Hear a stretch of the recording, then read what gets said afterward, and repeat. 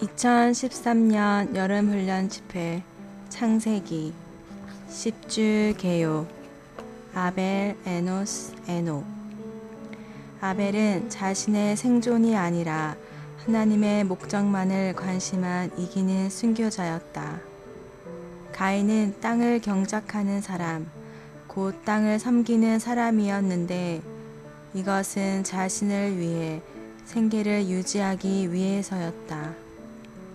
반면에 아벨은 양을 치는 사람, 곧 양에게 먹이를 주는 사람이었는데 이것은 하나님께 드릴 재물을 얻기 위해서였다.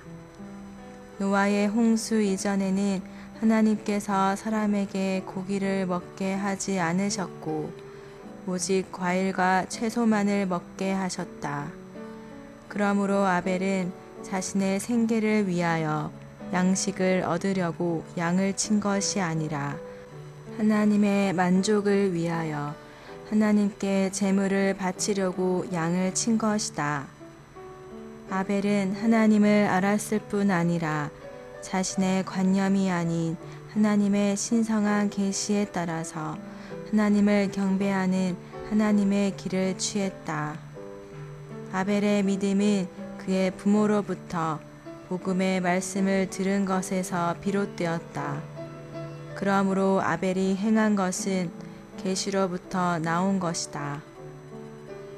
하나님께서 미리 정하신 구속에 따라 아벨은 자신의 양떼 가운데에서 첫 새끼를 하나님께 드리면서 자신의 구속을 위해 희생 제물의 피를 흘렸고 하나님의 만족을 위해 기름을 불살랐으며 하나님께 의롭다함을 받기 위해 가죽옷으로 자신을 덮었다. 아벨이 행한 것은 나중에 주어진 모세의 율법의 요구들과 정확하게 부합되는데 이것은 그가 하나님께 경배하였던 방식이 자기 자신의 관념에 따른 것이 아니라 하나님의 신성한 계시에 따른 것이었음을 증명한다. 아벨이 행한 것은 신약의 복음과 정확하게 부합되는데 신약의 복음은 우리가 그리스도 안에 살면서 하나님의 의가 되도록 피로 깨끗하게 됨을 받아들이고 자신을 부인하며 자신을 제쳐두고 그리스도를 우리의 덮개로 취하라고 말해준다. 아벨은 하나님의 첫 번째 제사장으로서 하나님을 위해 하나님에 의해 살면서 예표적으로 그리스도를 하나님께 드렸다. 가인의 길은 주제넘게 사람 자신의 노력으로 마귀의 부추기 말에 사람 자신이 발명한 것에 따라 하나님을 기쁘시게 하고 하나님을 경배하려고 선을 행하는 것이었다. 가인은 희생 제물의 피를 바침으로 적용되는 예기된 구속을 통한 하나님의 구원의 길을 따르지 않았으며 그 길을 버리고 자신이 수고하여 거둔 산물을 주제넘게 하나님께 제물로 바침으로써 사람의 타락 안에 계속 머물렀다. 가인이 하나님께 경배한 방식은 자신의 인간적인 관념과 의견에 따라 종교를 만들어낸 것이었는데 그것은 사탄에게 부추김을 당한 것이었다. 가인은 육체 안에 있었고 자신이 수고하여 거둔 산물을 신뢰했지만 아벨은 자신이 드리는 제물을 신뢰했고 그리스도 예수님을 자랑했으며 육체를 전혀 신뢰하지 않았다. 아벨은 모든 이기는 순교자들을 대표한다. 아벨은 하나님의 계시에 따라 제물과 함께 제물의 피를 드렸고 하나님께 기쁘게 받아들여졌기 때문에 가인에게서 미움을 샀고 그의 종교적인 질투심을 불러일으켰으며 그에게 살해당했다. 아벨은 구속받았을 뿐 아니라 하나님께로 되돌아가 하나님을 접촉하고 하나님과 교통했다. 아벨은 주님의 임재를 주의했지만 가인은 주님의 임재에서 떠나 도망자와 방랑자가 되었다. 우리가 하나님의 임재 안에 있지 않다면 자신이 갈 곳이 없는 방랑자라는 깊은 느낌을 갖게 될 것이다. 우리의 참된 거처는 하나님의 임재이다. 하나님의 길을 따라서 하나님의 임재 안에 사는 모든 사람들은 어두운 안색을 가진 가인과는 반대로 밝은 안색을 갖는다. 가인이 주님의 임재에서 떠난 결과는 하나님 없는 문화를 만들어낸 것이었다. 하나님은 사람에게 모든 것, 곧 사람의 생활수단과 공급과 오락과 보호가 되기를 원하신다. 사람은 하나님을 잃어버렸기 때문에 하나님을 반대하는 인간 문화를 만들어낼 수밖에 없었다. 그러한 인간 문화의 주된 요소들은 생존을 위한 성과 생계를 위한 가축 사육과 오락을 위한 음악과 방어를 위한 무기였다. 인류 역사상 에노스는 여호와의 이름을 부르는 사람이라는 획기적인 인물이었다. 에노스는 연약한 믿는 이로서 여호와의 이름을 부름으로 자신의 몫이신 여호와를 누렸다. 에노스라는 이름은 연약하고 죽을 수밖에 없는 사람이라는 뜻이다. 에노스는 자신이 힘이 없고 연약하며 죽을 수밖에 없다는 것을 깨달았기 때문에 자신을 신뢰하지 않았다. 우리가 인생의 공허함과 사람의 연약함을 모두 깨닫는다면 우리 자신을 신뢰하지 않을 것이다. 히브리어로 부르다는 크게 부르다, 외치다, 즉 들을 수 있게 외치다를 의미한다. 사람들은 자신의 삶이 공허하다는 것과 자신이 연약하여 죽을 수밖에 없다는 것을 깨달았기 때문에 자연스럽게 여호와 곧 영원하신 분의 이름을 부르기 시작하였다.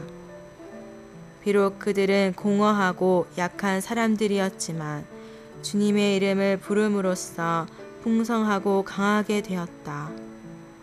이것은 그들이 부른 분의 풍성과 능력 안으로 그들 자신이 들어갔기 때문이다. 여호와는 친밀한 이름, 곧 사람과 친밀한 관계를 맺으신 하나님의 이름이다. 여호와라는 이름은 나는 이다. 즉 스스로 존재하시고 영원히 존재하시는 분, 지금도 계시고 영원히 계시는 분을 의미한다. 우리 하나님의 이름은 동사 이다.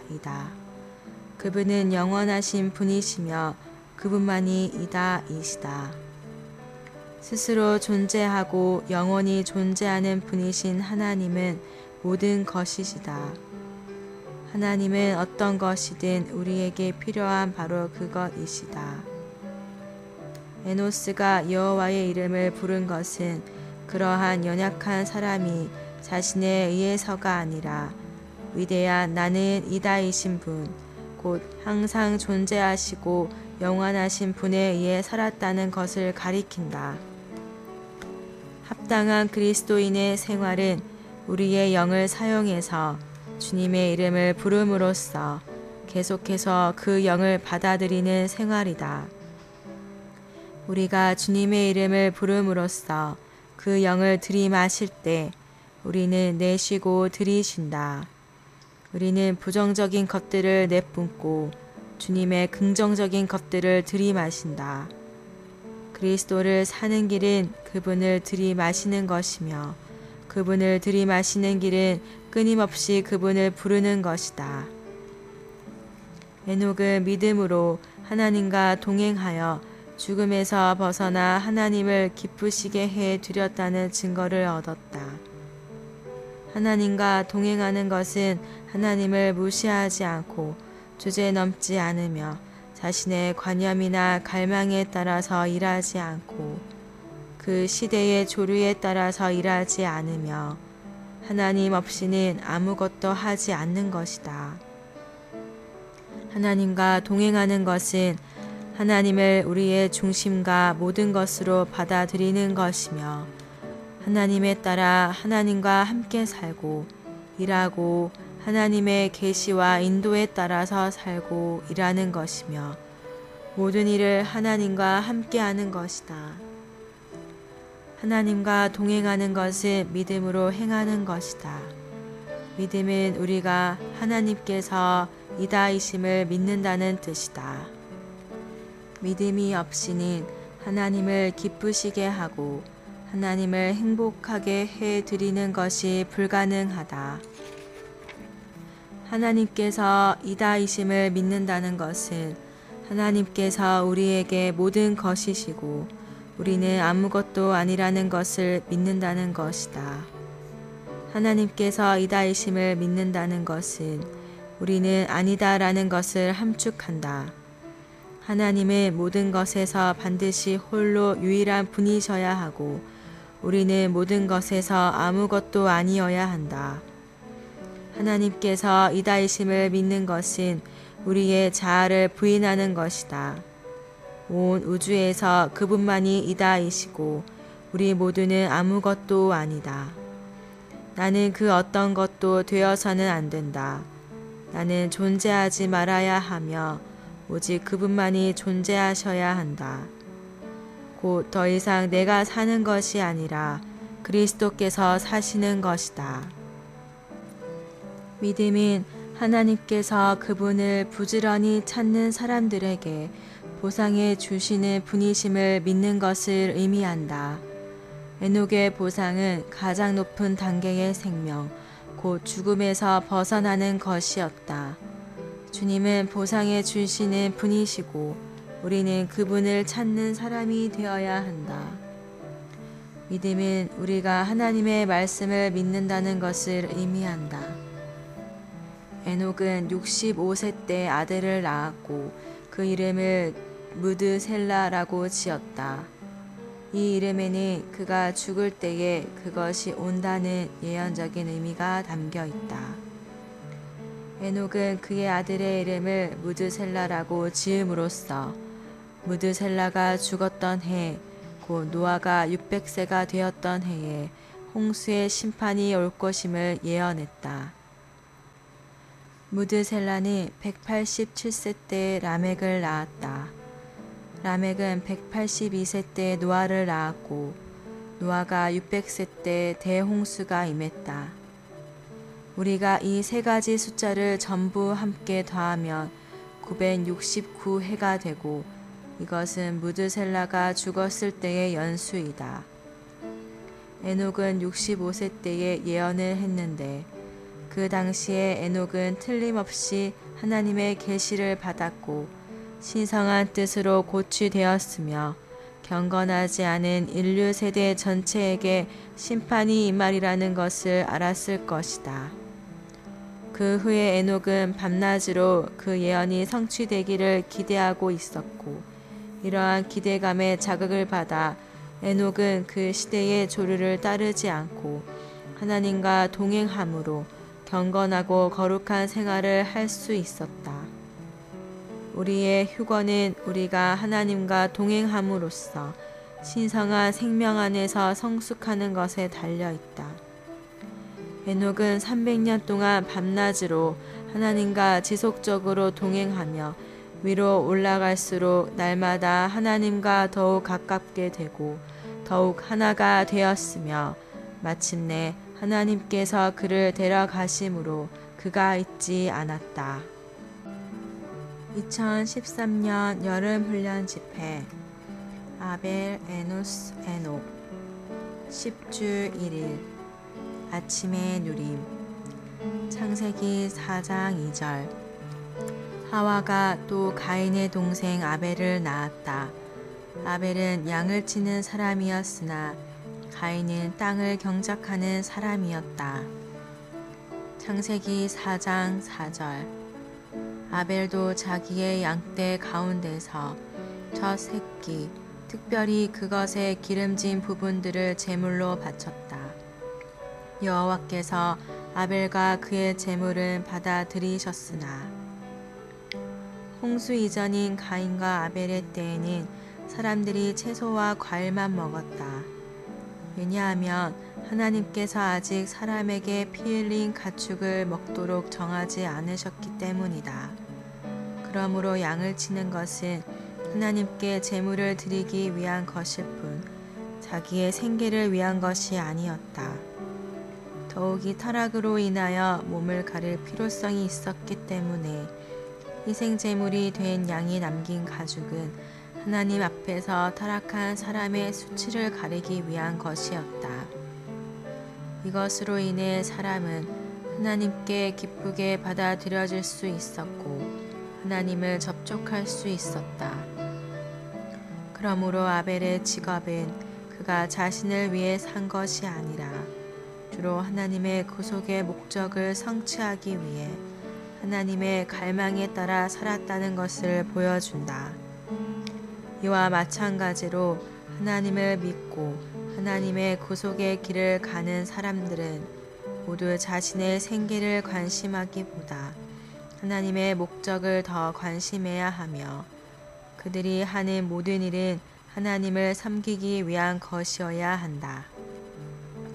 오늘의 읽을 말씀 히브리서 11장 4절에 따르면 아벨이 바친 제물은 믿음으로 하나님께 바친 희생 제물이었다.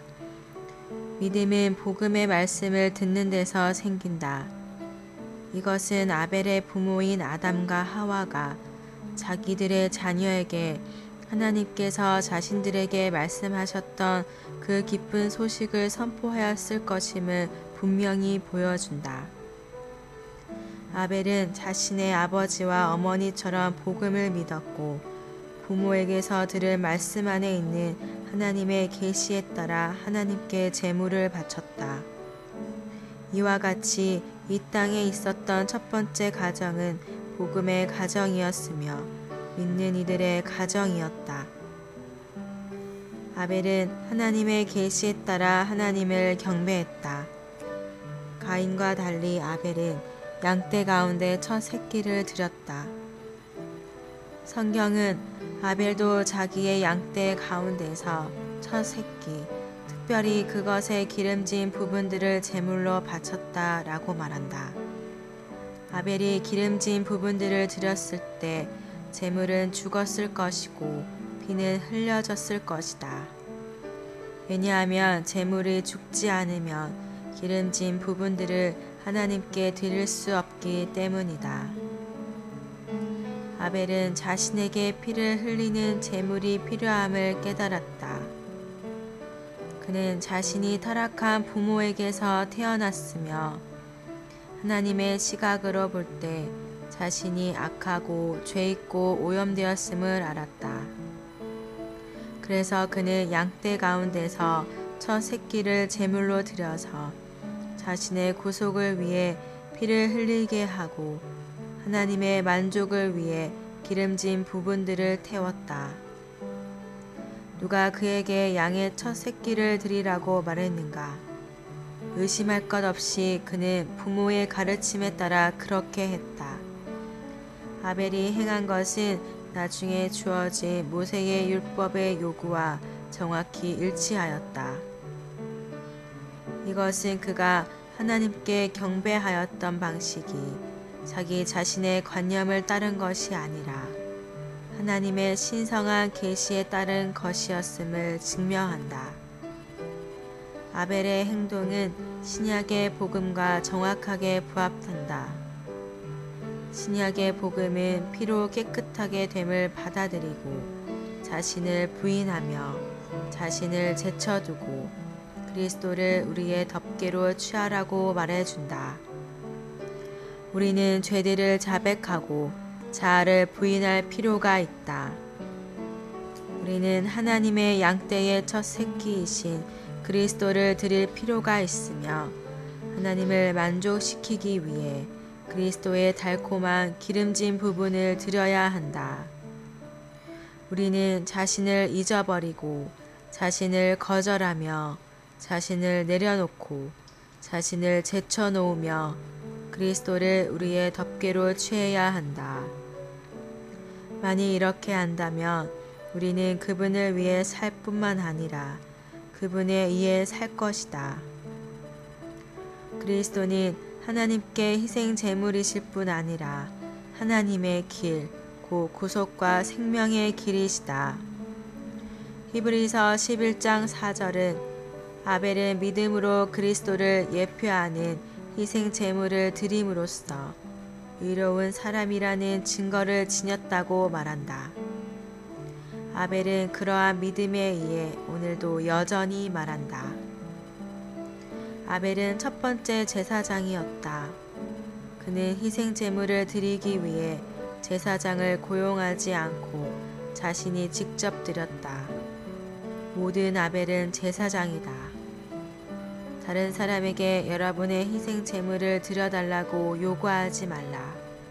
천주교의 신부에게 가지 말고 성공회의 성직자나 사역자나 목사에게 가지 말라. 여러분 자신이 희생 제물을 드리는 제사장이 되어야 한다.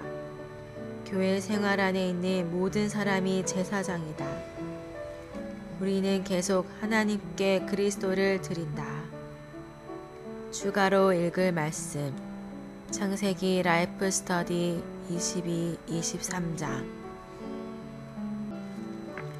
2013년 여름 훈련 집회 아벨 에노스 에녹 10주 2일 아침의 누림 창세기 4장 3절 얼마 후에 가인은 땅에서 거둔 산물을 여호와께 제물로 바쳤고 히브리서 11장 4절 아벨은 믿음으로 가인이 드린 것보다 더 뛰어난 희생 제물을 하나님께 드림으로써 의로운 사람이라는 증거를 지녔습니다.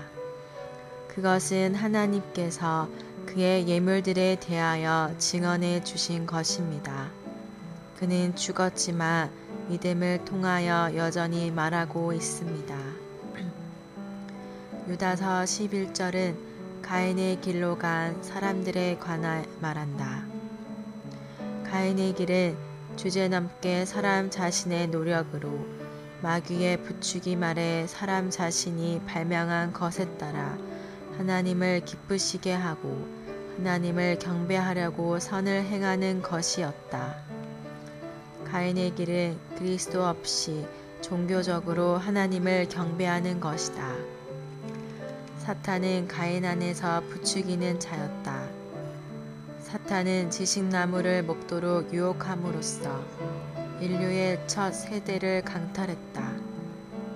그러나 하나님은 그분의 구속의 길에 의해 그들을 구출하고 회복하시려고 오셨다. 어떤 의미에서 아담과 하와는 길을 잃었지만 하나님께서 오셔서 피 흘림의 길, 곧 그분의 구속의 길을 열어 놓으심으로써 그들을 자신께 돌아오게 하셨다.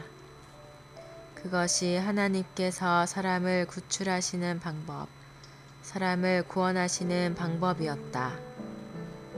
우리는 아담과 하와가 이 길을 자녀들에게 전달했으며 첫째 아들인 가인이 그것을 거절하고 자신의 길을 택함으로써 마귀와 하나 되었음을 보았다.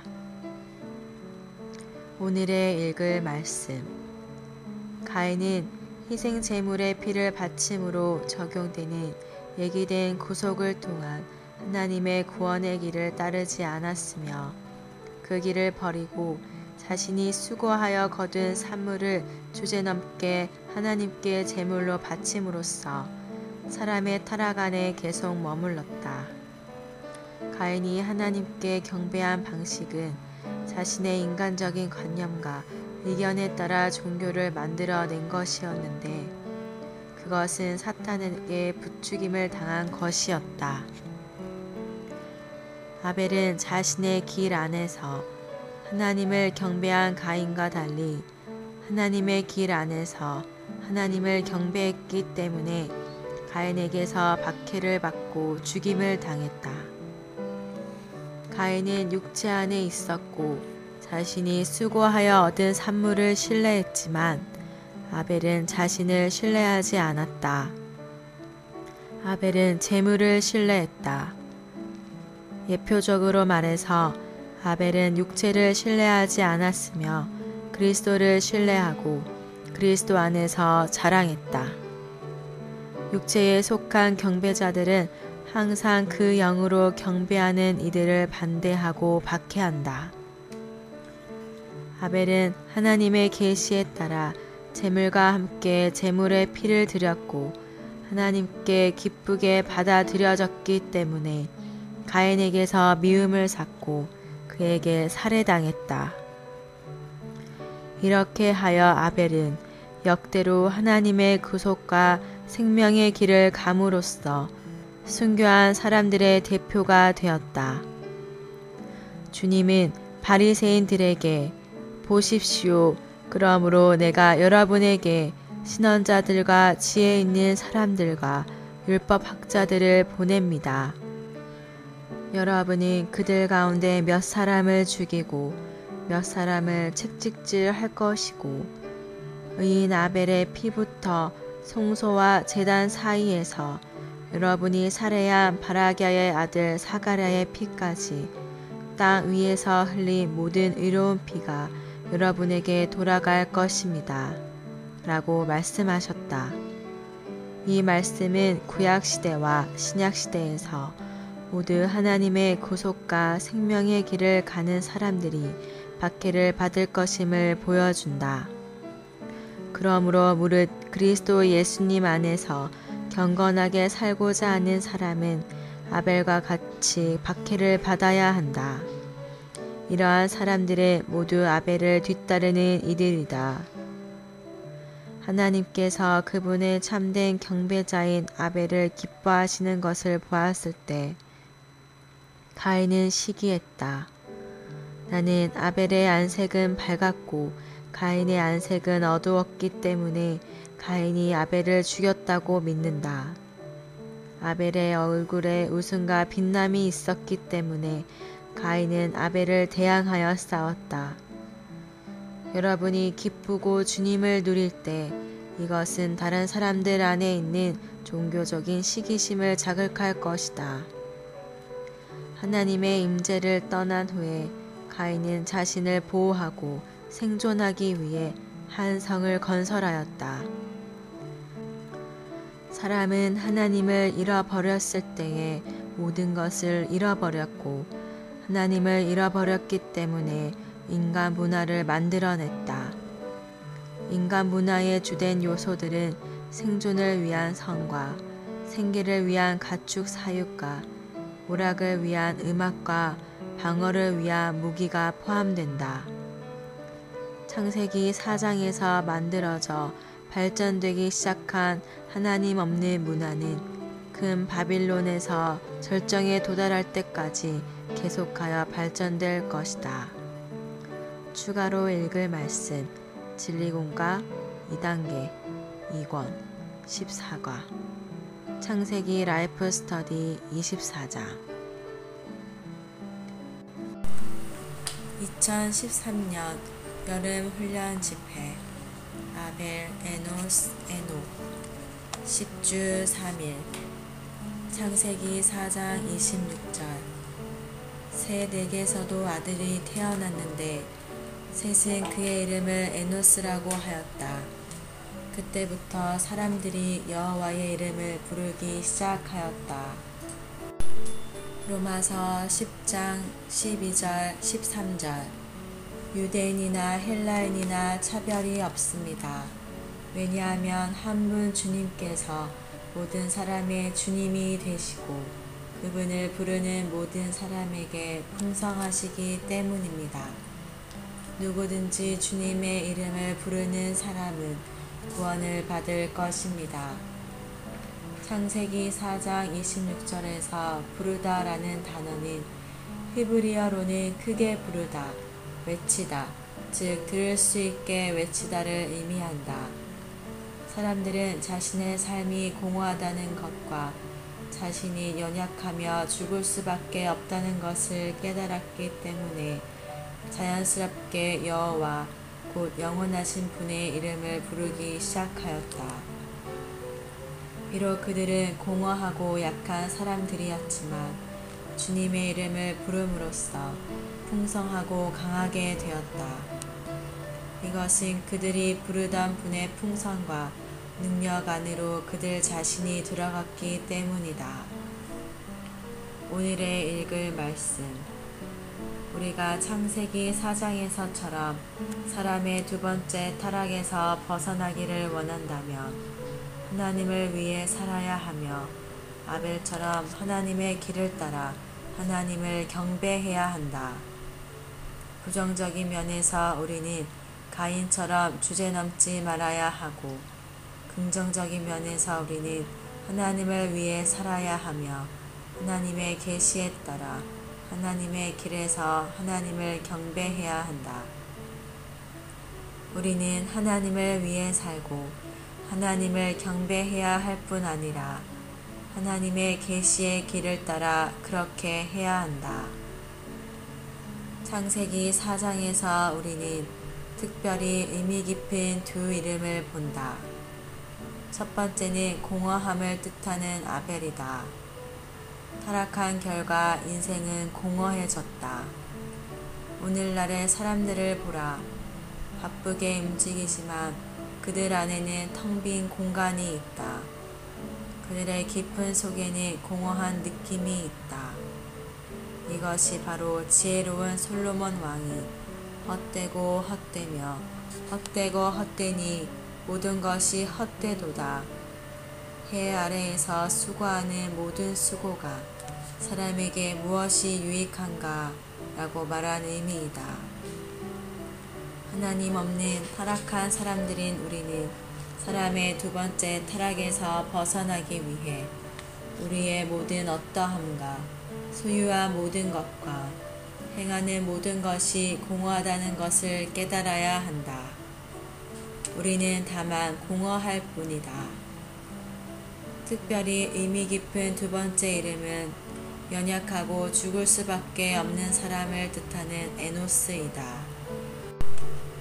타락한 후의 인생은 공허해졌을 뿐 아니라 부서지기 쉽고 죽게 되었다.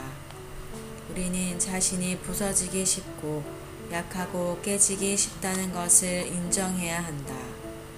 우리는 얼마나 쉽게 부서지는지 사람은 죽게 되어 있다. 아무도 자신이 일주일을 더 살 것이라고 장담할 수 없다. 아무도 내일을 모른다. 사람의 두 번째 타락에서 벗어나기 위해 우리는 인생의 공허함과 사람의 부서지기 쉬움을 깨달을 필요가 있다. 만일 이런 깨달음이 있다면 우리는 자신을 신뢰하지 않을 것이며 하나님의 길을 벗어날 만큼 주제넘지 않을 것이다. 우리가 주제넘지 않고 하나님을 위해 살며 하나님의 길을 따라 하나님을 경배하며 인생의 공허함과 사람의 부서지기 쉬움을 깨달을 때 우리는 이렇게 말할 것이다.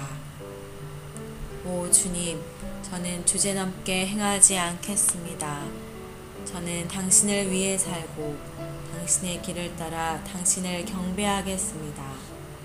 주님, 제 인생은 공허합니다. 저는 깨지기 쉽고 죽어야 할 운명입니다. 우리의 인생이 공허하고 자신이 부서지기 쉬움을 볼 때 우리는 자연히 주님의 이름을 부를 것이다. 인류의 제3대인 에노스의 때에 사람들은 자신이 약하고 깨지기 쉽고 죽을 수밖에 없다는 것을 깨닫고 주님의 이름을 부르기 시작했다. 히브리어로 주님이라는 단어는 여호와이다. 하나님이라는 칭호는 주로 창세기 1장에서 그분의 창조와 관련되어 사용된다. 여호와라는 이름은 주로 창세기 2장에서 사람과 관련되어 사용되기 시작했다. 여호와는 사람과 친근한 관계를 갖기 위해 사람에게 오시는 하나님의 이름이다. 따라서 창세기 4장 26절은 사람들이 하나님의 이름을 불렀다고 말하지 않고 여호와의 이름을 불렀다고 말한다. 사람들은 만물을 창조하신 분을 부르지 않고 그들과 매우 친근하신 분, 그들과 긴밀히 연결되신 분을 불렀다.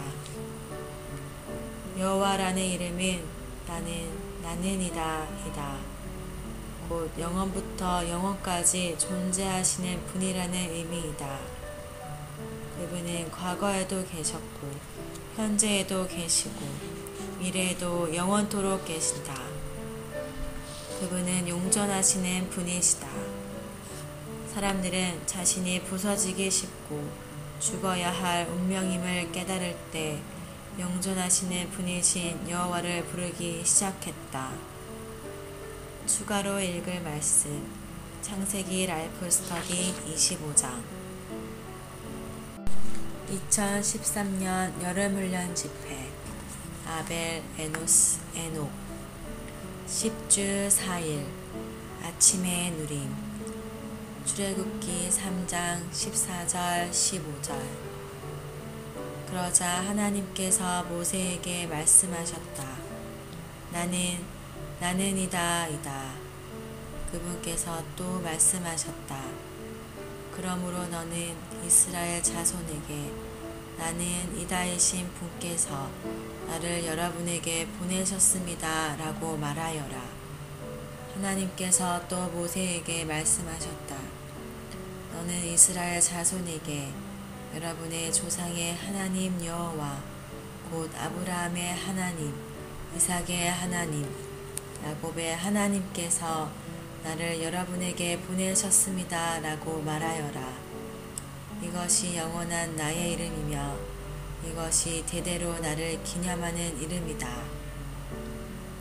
출애굽기 3장 13절부터 18절까지에서 하나님은 하나님이라는 이름 외에 여호와라는 그분의 이름을 의도적으로 계시하였다. 창세기 1장은 다 하나님이라는 칭호를 사용했지만 창세기 2장에 사용된 칭호는 다르다. 거기서는 하나님이라고 하지 않고 여호와 하나님이라고 말했다. 아브라함이 여호와라는 이름을 알았지만 여호와라는 이름의 뜻은 몰랐다. 출애굽기 3장 14절과 15절에 와서야 하나님은 여호와라는 이름의 의미를 사람들에게 알려주기 시작하셨다. 하나님은 일반적인 이름이고 여호와는 친밀한 이름이다.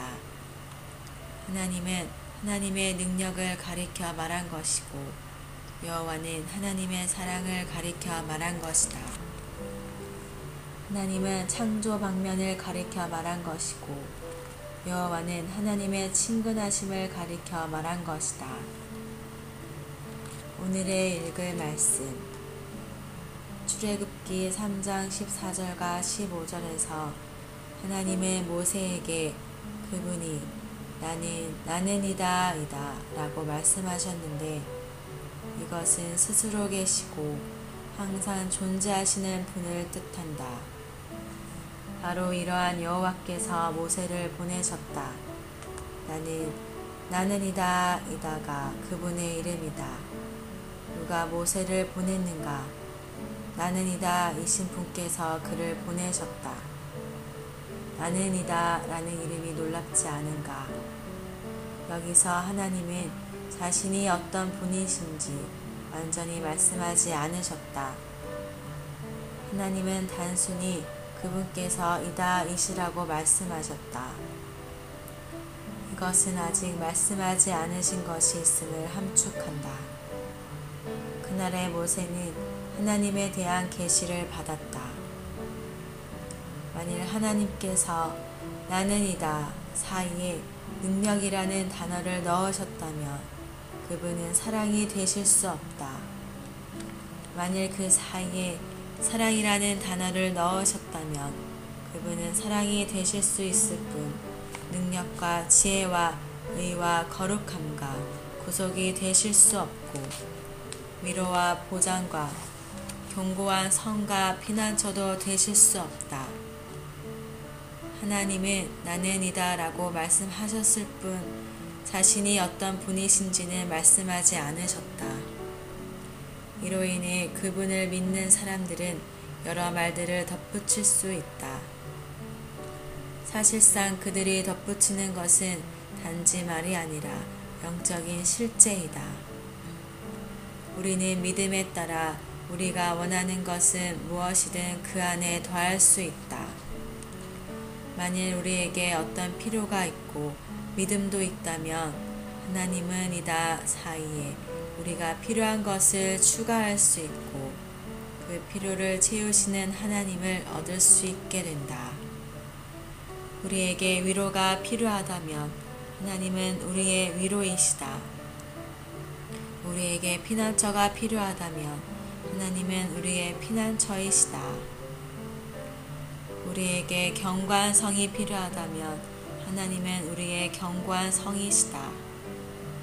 우리에게 승리가 필요하다면 하나님께서 우리의 승리이시다. 우리에게 거룩함이 필요하다면 하나님께서 우리의 거룩함이시다. 우리에게 길이 필요하다면 하나님께서 우리의 길이시다. 우리에게 빛이 필요하다면 하나님께서 우리의 빛이시다. 우리에게 생명의 떡이 필요하다면 하나님께서 우리의 생명의 떡이시다. 여러분이 무엇을 필요로 하든지 그것을 그분의 이름에 더할 수 있다. 이것은 마치 한 장의 백지 수표와 같다. 구약의 여호와가 바로 신약의 예수님이다. 예수라는 뜻은 여호와 구원자이다. 이 세상에 계실 때 주 예수님은 자기 자신이 구약의 여호와라는 것을 시인하셨다. 그분이 만일 내가 나는 이다라는 것을 여러분이 믿지 않는다면 여러분은 여러분의 죄들 가운데서 죽을 것입니다 라고 말씀하셨다. 여기에서 주 예수님은 자신이 바로 나는 이다 라고 말씀하셨다. 그분은 우리를 위해 모든 것이 되신다. 그분은 나는 이다 이시다. 그분 자신이 부활이고 생명이며 세상의 빛, 생명의 떡, 선한 목자라고 말씀하셨다. 우리는 주님의 이름으로부터 모든 공급을 받을 수 있다. 우리가 주님의 이름을 얻기만 하면 모든 것을 소유하게 된다. 주님을 부르는 것은 주님께 부르짖는 것이며 영적인 호흡을 체험하는 것이다. 예레미야가 3장 55절과 56절은 부르는 것이 또한 탄식하고 호흡하는 것임을 말해준다. 부르짖는 것은 가장 좋은 호흡이다. 부르짖고 호흡함으로써 우리는 내쉬고 들이마신다. 들이마시는 것은 항상 내쉰 다음에 있다. 내쉼으로써 우리는 모든 부정적인 것들을 내뿜는다. 부정적인 것들을 내뿜을 때마다 주님의 긍정적인 것들이 여러분을 채울 것이다. 화가 나오려고 할 때 여러분은 억누르려고 노력하지 말고 다만 오 주 예수님이라고 부르라. 그런 다음 주 예수님 저는 지금 화를 내겠습니다 라고 짧게 기도하라. 이렇게 한 후에도 여전히 화를 낼 수 있는지를 보라. 주님의 이름을 부름으로써 우리는 죄있고 악하고 더러운 모든 것을 내쉬고 긍정적인 모든 것, 곧 주님의 풍성을 우리 안에 들이마시게 될 것이다. 추가로 읽을 말씀 워치마니 전집 9권 21기 2013년 여름훈련 집회 아벨 에노스 에녹 10주 5일 아침의 누림 창세기 5장 22절 24절 에녹은 무드셀라를 낳은 다음 300년을 하나님과 동행하면서 아들, 딸을 더 낳았다. 에녹은 모두 365년을 살았다. 에녹이 하나님과 동행하더니 하나님께서 그를 데려가심으로 그가 잊지 않았다. 주님의 이름을 부르는 것은 제3대에 의해 발견되었으며 사람의 타락의 최종 결과인 죽음에서 벗어나는 길은 네 세대 후인 제7대 곧 에녹에 의해 발견되었다. 에녹은 실제로 죽음에서 완전히 벗어나는 방식으로 살았다. 주님께서 에녹을 데려가시기 전 그가 이 땅에서 살며 행할 때 사망은 그를 죽이는 일을 멈추었다. 에녹은 사망에 죽이는 일을 정복했다. 오늘의 읽을 말씀. 에녹은 최초로 휴거된 사람이었다. 휴거가 첫 번째로 언급된 에녹의 사례는 휴거에 대한 원칙을 세운다. 휴거의 원칙은 무엇인가? 그것은 하나님과 동행함으로써 생명이 성숙되는 것이다. 에녹은 300년 동안 하나님과 동행했으며 하나님은 그를 데려가셨다. 여러분은 휴거되기를 기대하는가? 그렇다면 하나님과 동행해야 한다. 우리는 주님의 이름을 불러야 할 뿐 아니라 하나님과 동행해야 한다. 주님의 이름을 부른 뒤에는 주님과 동행함이 뒤따라야 한다. 하나님과 동행하는 것은 하나님을 무시하지 않고 주제넘지 않으며 자신의 관념이나 갈망에 따라서 일하지 않고 하나님 없이는 아무것도 하지 않는 것이다.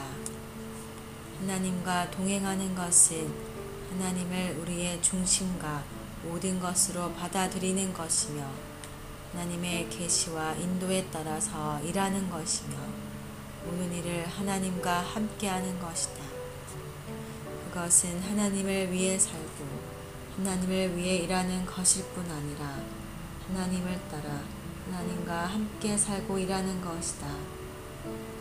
에녹은 자신의 갈망과 관념을 따르지 않고 그가 살았던 시대의 조류를 따르지 않았으며 하나님을 따라 하나님과 함께 살고 일하면서 하나님과 동행했다. 성경은 우리가 그리스도를 믿지 않는다면 우리에게 생명이 없다고 말한다. 이것은 우리의 생명이 영원히 존재하는 것이 아님을 의미한다. 우리가 오늘은 있지만 내일은 결국 없을 것이다. 그러므로 온 우주 안에서 우리는 아무것도 아니다. 나는 아무것도 아니다. 우리의 집회소는 아무것도 아니다. 에너하임은 아무것도 아니다. 캘리포니아도 아무것도 아니다. 미국도 아무것도 아니다. 지구 전체가 아무것도 아니다. 이는 그것들이 영원히 존재하지 않기 때문이다. 그것들이 존재하지 않게 될 날이 올 것이다. 그것들은 끝날 것이다. 사실상 보이는 것들은 존재하는 것들이 아니다. 그것들은 헛된 것들이다. 그러면 무엇이 존재하고 있는가? 누가 존재하는가? 오직 위대한 나는 이다 이신 분, 스스로 계신 분이시다. 하나님께 나아가는 자는 하나님께서 이다이심을 믿어야 한다. 믿음은 아주 중대한 것이다. 믿음이 없이는 결코 하나님을 기쁘시게 할 수 없다. 여러분은 하나님께서 이다이심을 믿어야 한다. 믿음은 무엇이든 여러분 스스로 하고 있는 것을 멈추는 것이다. 여러분은 아무것도 아니다. 믿음은 하나님만이 유일한 이다이신 분이 되도록 여러분을 하나님과 연결시키는 것이다. 나는 아니다. 그러므로 내가 아내를 사랑하는 사람이 되어서는 안 된다. 아내를 사랑하는 분은 그리스도이어야 한다. 그분은 이다이시다. 나는 아니다. 내가 물건을 사러 가는 사람이 되어서는 안 된다. 그분만이 유일한 분이 되셔야 한다. 여러분은 백화점에서 진열되어 있는 물건을 집을 때 그분이신가 나인가를 점검해 보아야 한다. 믿음은 무엇이든 행하기를 멈추고 하나님으로 하여금 우리의 모든 것이 되시도록 하는 것이다. 이것은 갈라디아서 2장 20절에 있는 바울의 말과 같다. 나는 그리스도와 함께 십자가에 못 박혔습니다. 그러므로 이제는 더 이상 내가 사는 것이 아니라 그리스도께서 내 안에 사십니다. 누가 사는가? 이제는 더 이상 내가 아니다. 나는 존재하지 않는다. 나는 종결되었다. 나는 십자가에 못 박혔다. 나는 끝났다. 더 이상 내가 아니라 그리스도께서 내 안에 사신다. 그리스도께서 사신다. 그리스도께서 이다이시다. 그리스도께서 존재하신다. 나는 존재하지 않는다. 이것이 하나님께서 이다이심을 믿는다는 짧은 말씀의 본질이다. 하나님께서 이다이심을 믿는다는 것은 우리는 아니다라는 것을 함축한다. 하나님은 모든 것에서 반드시 홀로 유일한 분이셔야 하고 우리는 모든 것에서 아무것도 아니어야 한다. 주 예수님은 누구든지 나를 따라오려거든 자기를 부인하고 날마다 자기 십자가를 지고 나를 따라오십시오 라고 말씀하셨다. 이 말씀은 바울이 하나님께 나아오는 사람은 반드시 하나님께서 이다이심을 믿어야 한다고 말한 것과 같다. 여러분 자신을 부인하는 것은 하나님께서 이다이심을 믿는 것과 같으며 하나님께서 이다이심을 믿는 것은 여러분 자신을 부인하는 것과 같다. 추가로 읽을 말씀 고복 메시지 11권 로마서에 있는 하나님의 복음의 결정 7장 2013년 여름훈련 집회 아벨 에노스 에녹 10주 6일 아침의 누림 히브리서 11장 5절 6절 에녹은 믿음으로 죽음을 당하지 않도록 옮겨졌습니다. 하나님께서 그를 옮겨 가셨으므로 그는 보이지 않게 되었습니다. 에녹은 옮겨지기 전에 하나님을 기쁘시게 해 드렸다는 증거를 지녔습니다. 믿음이 없이는 하나님을 기쁘시게 해 드릴 수 없습니다. 하나님께 나아오는 사람은 반드시 하나님께서 계신다는 것과 하나님을 부지런히 찾는 사람들에게 보상해 주시는 분이시라는 것을 믿어야 합니다.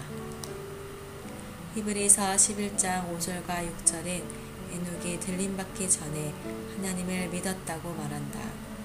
이것은 에녹이 하나님과 동행했을 뿐 아니라 하나님을 믿었음을 의미한다. 히브리서 11장 6절은 만일 여러분이 하나님을 믿는다면 또한 그분께서 보상해 주시는 분이심을 믿어야 한다고 말한다. 그분은 존재하시는 분이실 뿐 아니라 보상해 주시는 분이시다.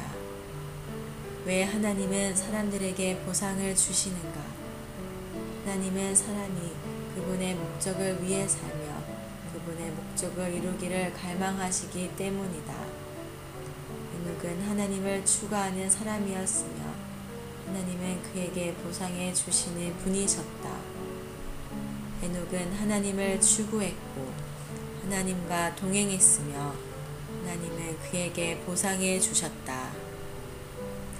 오늘의 읽을 말씀 하나님은 에녹에게 무슨 보상을 주셨는가?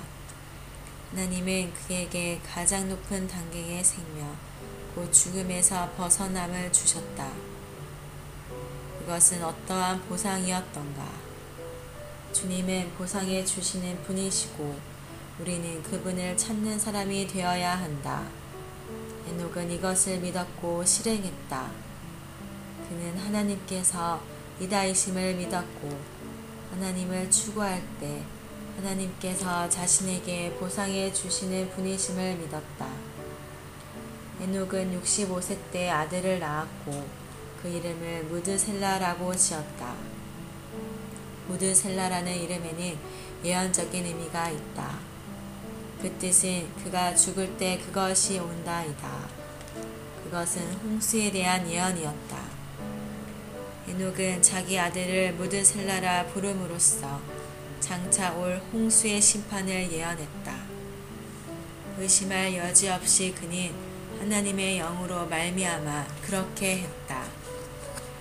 그는 하나님의 계시를 받았으며 그분의 뜻을 저버리지 않았다. 그는 신성한 뜻으로 영감을 받아 장차 경건하지 않은 모든 세대에 임할 심판에 대해 알게 되었다.